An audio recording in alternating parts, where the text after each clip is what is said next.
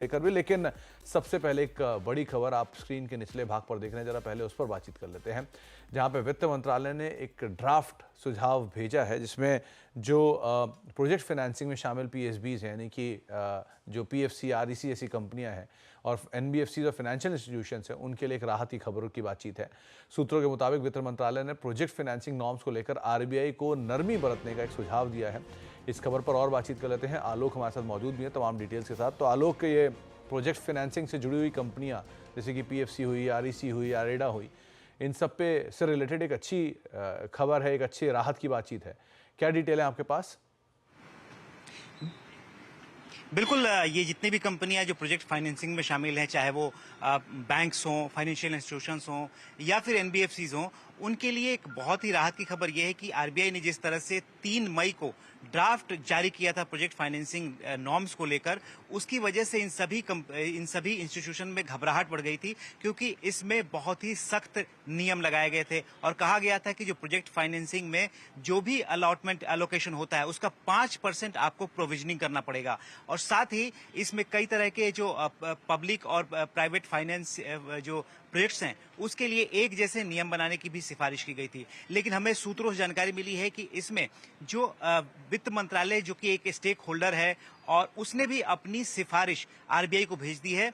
और इस सिफारिश में जो हमें सूत्र बता रहे हैं कि वित्त मंत्रालय का जो डीएफएस डिपार्टमेंट है, डिपार्टमेंट ऑफ फाइनेंशियल सर्विसेज, उसने आरबीआई को सुझाव दिया है कि प्राइवेट और पब्लिक जो प्रोजेक्ट्स हैं उसमें डिफरेंशिएट करने की जरूरत है, क्योंकि प्राइवेट जो प्रोजेक्ट्स होते हैं वहां पर हो सकता है कि प्रोजेक्ट फेल हो जाए कई सारे वजहों से। लेकिन जहां तक पब्लिक प्रोजेक्ट का सवाल है, वहां पर चूंकि सरकार की वहां सोवरेनिटी होती है, सोवरेन गारंटी होती है, लिहाजा प्रोजेक्ट फेल होने के चांसेस कम होते हैं। और अगर कॉस्ट ओवररन यानी कि लागत ज्यादा हो जाती है, ऐसी सूरत में उसको फंड सरकार कर देती है। लिहाजा इसके लिए अलग अलग रूल्स बनाए जाने चाहिए, यानी कि दोनों को डिफरेंशिएट करना चाहिए। अभी आरबीआई ने एक ही नियम सभी तरह के प्रोजेक्ट पर लागू किया है।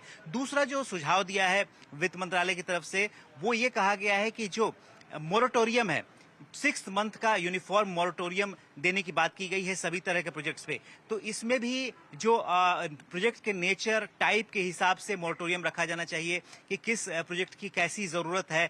जबकि आरबीआई ने अपने जो ड्राफ्ट नॉर्म में सभी के लिए यूनिफॉर्म 6 मंथ का मोरेटोरियम रखा है। तो इस पर भी जो सरकार है, वित्त मंत्रालय है, वो डिफर कर रहा है और कह रहा है कि इसमें थोड़ा नरमी बरतने की जरूरत है।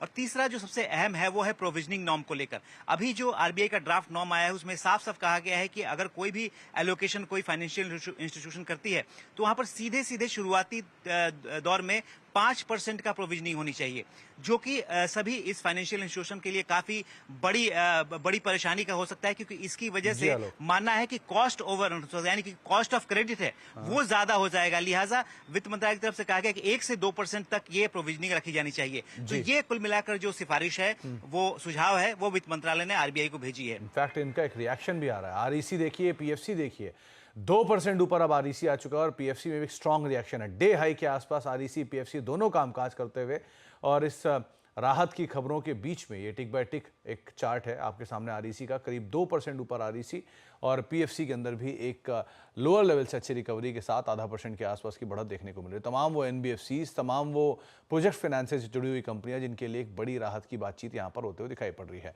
इस सब के सब शेयर इस समय एक अच्छी तेजी में ट्रेड कर रहे हैं। बहुत बहुत शुक्रिया आलोक, इस पे आगे भी हम आपसे बातचीत करते रहेंगे। आशीष सर, आप शुरुआत करिए जरा आरईसी पीएफसी के साथ ही, फिर हम निफ्टी पे भी आएंगे। आरईसी पीएफसी में एक अच्छा मूव आया है, क्या करना चाहिए यहाँ पे? सुमित जी, इनफैक्ट काफी अच्छा मोमेंटम बन रहा है दोनों स्टॉक्स में और इंक्लूडिंग इवन आईईएक्स में भी। हमारी सलाह रहेगी कि आरईसी में इन लेवल्स पे खरीदारी करने की, जो स्टॉप लॉस में मेंटेन करना है वो 500 का एक एसएल मेंटेन करे, जिससे आपका मोमेंटम बना है आरईसी में वो 550 तक का लेवल दिखा सकता है। सिंस आरईसी पीएफसी दोनों एक जैसे ही है, तो हमारी सलाह सिर्फ आरईसी में खरीदारी की सलाह है। और दूसरा जो स्टॉक हमें अच्छा लग रहा है वो आईईएक्स भी, इसमें भी एक अच्छा मोमेंटम अब बन रहा है इन लेवल्स पे। और जिस हिसाब से स्ट्रक्चर बना है आईएक्स का, हमें लग रहा है कि यहाँ पे भी खरीदारी की जा सकती है पावर सेक्टर के रिलेटेड न्यूज के अगर चेज करना है तो 192 का एक टारगेट के लिए इसमें खरीदारी करने की सलाह है। जो स्टॉप लॉस इसमें मेंटेन करना है वो 178 का एक एसएल मेंटेन करें। तो पहला है पीएफसी, जहां पर एक अच्छा अपमूव माफ कीजिएगा, आरईसी, जहां पर एक अच्छा अपमूव देखने को मिल रहा है, डे हाई के आसपास है। और दूसरा है आईईएक्स, जिन दो शेयरों के ऊपर आपको नजर रखने को, लेकिन एक अच्छा रिएक्शन तमाम शेयरों में है। आईईएक्स, आरईसी, पीएफसी, आईरेडा, इन सब में बढ़िया अपमूव आता हुआ दिखाई पड़ रहा है।